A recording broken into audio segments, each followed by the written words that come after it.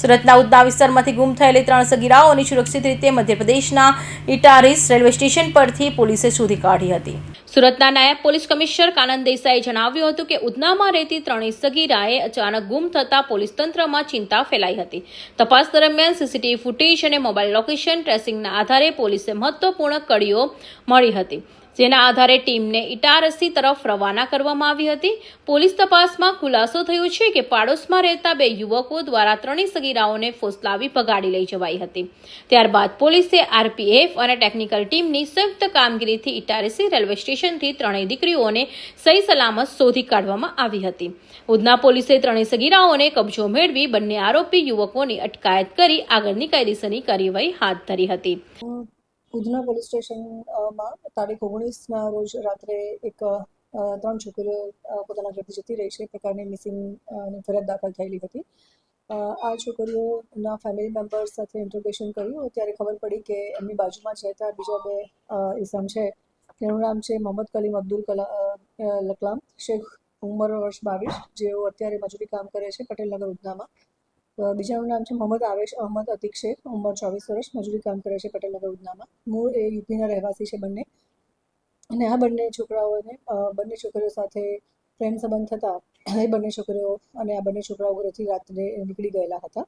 એની સાથે બીજી એક 13 વર્ષની જે બાળકી છે એ પોતાના ઘરમાં એને એવું લાગી આવ્યું હતું કે એના માતા પિતા એને બોલે છે અને ભણવા માટે અથવા તો એને જે બિહેવિયર છે એના માટે થઈને ઘરમાં જે માતા પિતા ટોકતા હોય છે એ લાગી આવતા આ બંને છોકરાઓ જે 2 છોકરીઓને લઈને જતા રહ્યા હતા એની સાથે આ 13 વર્ષની છોકરી પણ જતી રહી હતી. અમારા ટેકનિકલ સર્વે રાત્રે જ અમે લોકોએ ફરિયાદ દાખલ કરી અને તપાસ ચાલુ કરી હતી. ડિસ્ટાફ અને ઝોન 2ની એલસીબી કામે જ લાગી ગયા હતા અને વિધિન અ શોર્ટ ટાઈમ અમને હ્યુમન ઇન્ટેલિજન્સ અને ટેકનિકલ સર્વેલન્સના આધારે ખબર પડી કે આ લોકો ઉધના રેલવે સ્ટેશનથી બેસી અને નાગપુર બાજુ ગયા છે અને નાગપુર ટ્રેનમાં બેસીને રવાના થયા છે.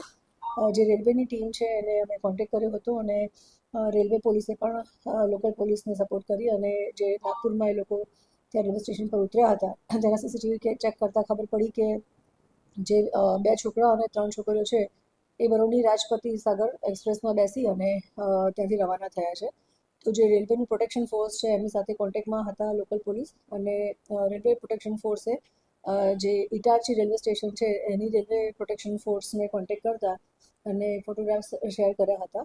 તો એ 4 જણને 2 છોકરા અને 3 છોકરીઓને ઇટારસી ખાતેથી ત્યાં ટ્રેનમાંથી ઉતારી દેતા અને લોકલ પોલીસની અમારી ટીમ પણ ત્યાં સુધીમાં ત્યાં પહોંચી ગઈ હતી અને 3 દીકરીઓ અને જે 2 આરોપી છે એને લઈ અને પોલીસ સ્ટેશન આજે પરત થયા છે અને દીકરીઓને પણ એમની માતાને હેન્ડઓવર કરી છે અને આગળની અમારી ઇન્વેસ્ટિગેશન્સ પણ ચાલુ છે અને જે 2 આરોપી છે જેમની નાની છોકરીઓને જે લઈને જતા રહ્યા હતા એ બંને આરોપીને પણ અમે અટક કર્યા છે.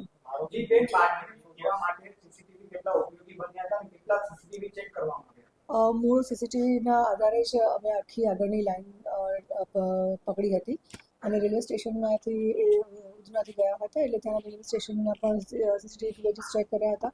પટેલનગરના જે એમનું ઘર છે તેની આસપાસના પણ સીસીટીવી ફૂટેજીસ ચેક કર્યા હતા જેમાં ખ્યાલ આવ્યો હતો કે આટલા લોકો ત્યાં સાથે મળીને ગયા છે અને ત્યાં આગળ ડાયરેક્શન ચેક કરતાં ખબર પડી કે રેલવે સ્ટેશન આવ્યા છે. ત્યાંથી ત્યાંના સીસીટીવીમાં જોતાં ખબર પડી કે લોકો ત્યાં આ રીતે ટ્રેનમાં બેઠા છે. ત્યાંથી જ્યારે એ લોકો નાગપુર ઉતર્યા ત્યારે ત્યાંના પણ રેલવે પોલીસનો કોન્ટેક્ટ કર્યો અને ત્યાંના પણ સીસીટીવી ચેક કરતાં જ આગળની અમને લાઈન મળી અને આગળ એ લોકો જે બરોની રાજપુરી સાગર એક્સપ્રેસમાં બેસીને આગળ જાય છે ત્યાં એ લોકોને અમે કેચ કર્યો. અત્યારે પૂરતું કોઈ ગુનો ઇતિહાસ અમારી સામે આવ્યો નથી.